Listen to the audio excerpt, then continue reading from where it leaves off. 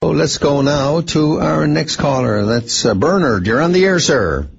Yes, good morning, sir. How are you today? Fine, Bernard. And yourself? Not too bad at all. That's good. I just want to throw 5 large bouquets this morning, then, Bill. Okay.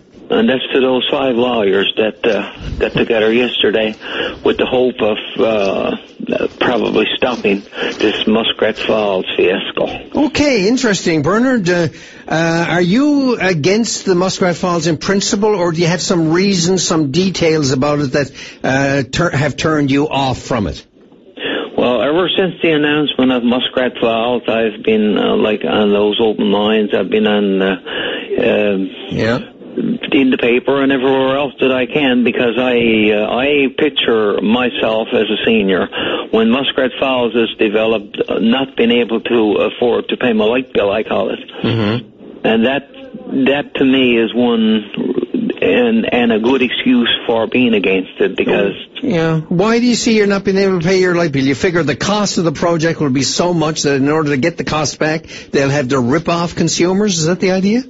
Well, back in 2010, as probably general knowledge now, when Nalcor announced this to the government, that $6.2 million, it was projected then that we would be paying about 16 to 18 cents per kilowatt hour for our power. Yeah.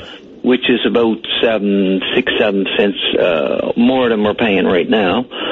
Now, if that escalates at all, let's say that the figures like as mentioned now it's going to be $8 to $10 billion. Well, those are the Jack took issue with that kind of speculation, but I think the government itself has indicated that it has escalated, haven't they? Absolutely, and that's going to drive our kilowatt hour rate to probably 20 cents or more. Senior citizens, people on fixed income, and people on minimum wage just won't be able to afford to pay their light bill. There'll be no way, because it'll be double what it is now, which is only 11.4 cents per kilowatt hour. And I don't see, Yeah, but what about the availability of electricity in the province 10, 15, 20 years from now? And isn't there also going to be an escalation in costs of production and everything else regarding consumers, that'll fall in consumers' laps anyway? Bernard, these are kind of devil's advocates questions I'm asking here. Well, that's what our premier and those people are talking about. Okay, our rates are going to go up anyway. Yeah. So I got figures in front of me that I obtained from Newfoundland Power. Goes back as far as 1991, actually. Mm-hmm. Right. I have the figures. So 20 years ago. From 1991 up until 2011, 20-year period. Mm-hmm. Our electricity rate increased on an average of 4% per year. Now, those are figures that were presented to me from Newfoundland Power. So that's a compounded 4% a year. My goodness, that's an incredible. I didn't realize it was that much, but that's what has been the increase from 91 to 2011? You say 4% a year. What's been the total increase? Do you have that figure? Total increase is about 60%. Roughly 60%. Okay.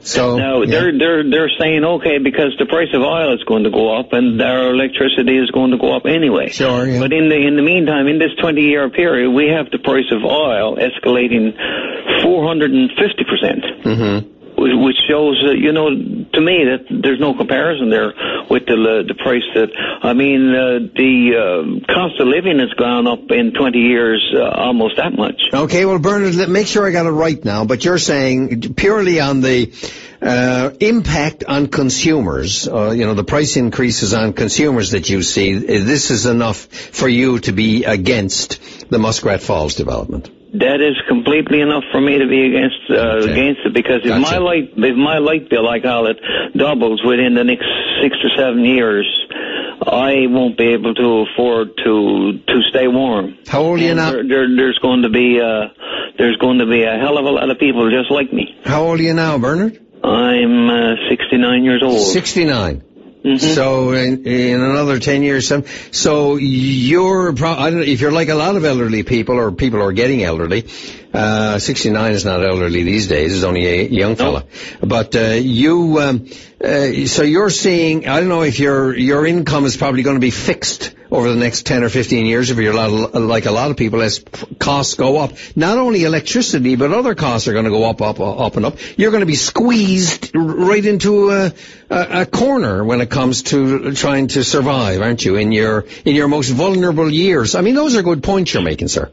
That's absolutely, and this is, for me, this is one reason why, like, I have to become against this, because we can survive without it, like with some wind farms, really, like they have in St. Lawrence, which would suffice for the next, or up until 2041. Okay. Now, listen, Bernard, I'm getting the word from control room that we're well over our break time. I've got to say goodbye to you, sir, but thank you very much for raising those points. Really appreciate it. Okay, bye-bye. Good luck to you. Bye-bye.